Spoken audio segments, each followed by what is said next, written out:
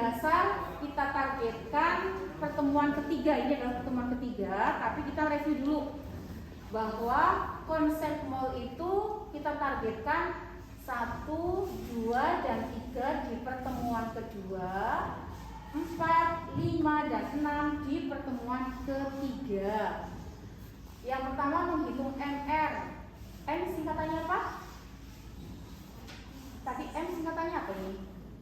Massa molekul relatif. Yang namanya molekul berarti dia jumlah dari atom relatif. Ya. Untuk apa sih kita belajar MR?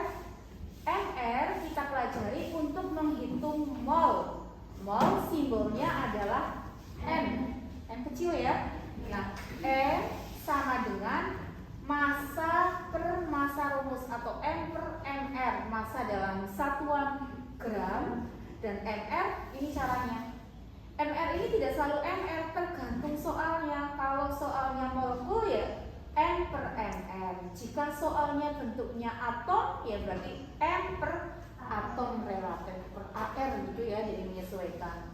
Nah, untuk apa belajar mol? Mol kita pelajari untuk yang pertama menghitung jumlah partikel, menghitung volume molar, menghitung molaritas. Ini membutuhkan mol semuanya.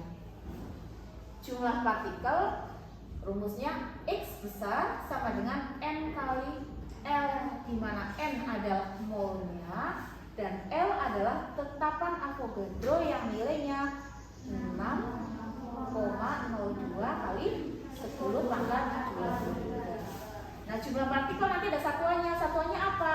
Yang namanya partikel itu bisa berwujud ion, atom, atau molekul.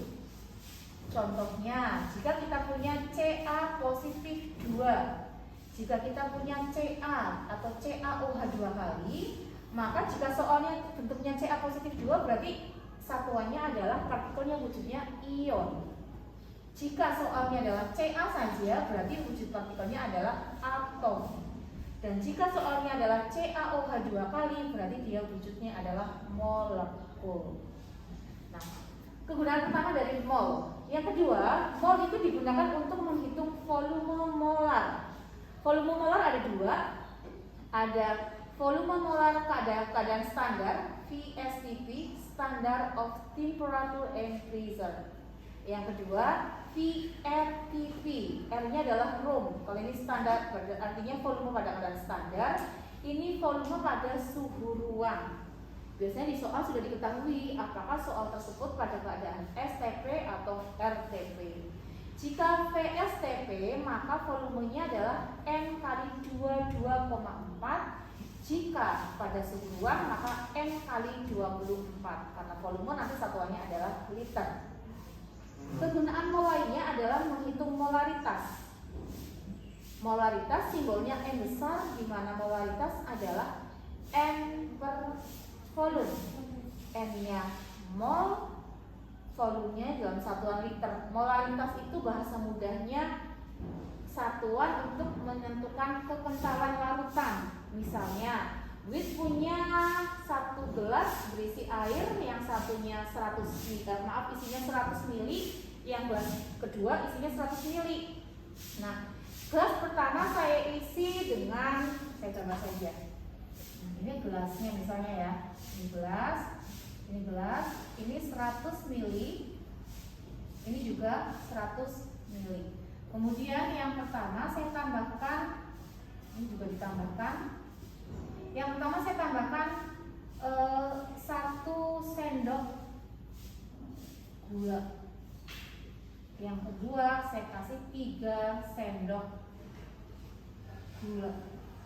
Nah, ketika 1 sendok gula saya tambahkan dalam 100 ml air, dan yang kedua 3 sendok gula dalam 100 ml air, kira-kira airnya atau larutannya lebih manis yang mana?